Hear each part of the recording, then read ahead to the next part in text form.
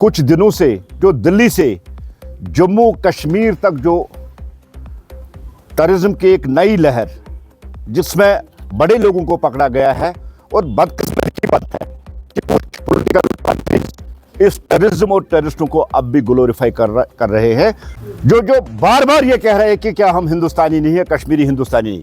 National conference और PDP को doubt हो सकता है कि कश्मीरी हिंदुस्तानी है या नहीं, लेकिन भारतीय जनता पार्टी ये मान के चलती है कि एक कॉमन कश्मीरी प्राउड इंडियन है और हमें फख्र है कि हम हिंदुस्तानी हैं।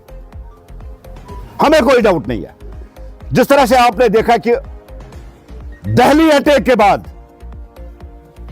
पीडीपी हो या नेशनल कॉन्फ्रेंस हो, जिस तरह से उन्होंने टेररिज्म और टेररिस्टों को ग्लोरीफाई करना शुरू कर दिया है, वार्निंग के साथ इनको कहना चाहते हैं बंद कर दीजिए इसको। सबसे पहले देश की सिक्योरिटी, देश की एकता और देश की अखंडता, उसके बाद सब कुछ आता है।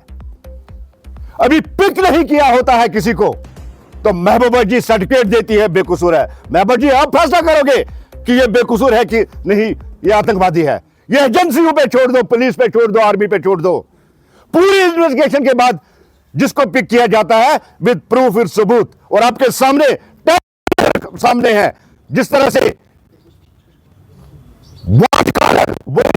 जो टेररिज्म आपके सामने है, कोई उन पे शक नहीं करता था। जिन लोगों को धरती का भगवान कहा जाता था, जो जान बचाने के लिए उनको माना जाता था, आज वही लोग देश में लोगों के जान लेने पे तुले हुए हैं। उनके साथ क्या सलूक होना चाहिए, ये महबूबा जी से पूछ के हम करेंगे। ये देश की सिक्योरिटी, देश की पुलिस, देश की एजेंसियां महबूबा जी से पूछ के करेगी? नहीं, महबूबा जी यहां प्रो पाकिस्तानी और प्रो टेररिज्म एजेंडा चलने वाला नहीं है। आप इन्वेस्टिगेशन में बाधाएं डालने की कोशिश मत कीजिए, पुलिस को अपनी काम करने दीजिए। और फारूक साहब क्या कह रहे हैं, यहां नवगाम ब्लास्ट हो रहा है और फारूक साहब स्टेटहुड मांग रहे हैं।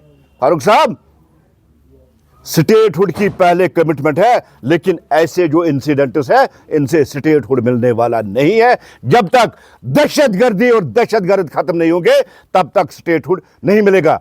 आप सेंट्रल गवर्नमेंट के हाथ मजबूत कीजिए, एलजी के हाथ मजबूत कीजिए इस दहशतगर्दी को यहां रूट आउट करने के लिए, तभी स्टेटहुड पॉसिबल है।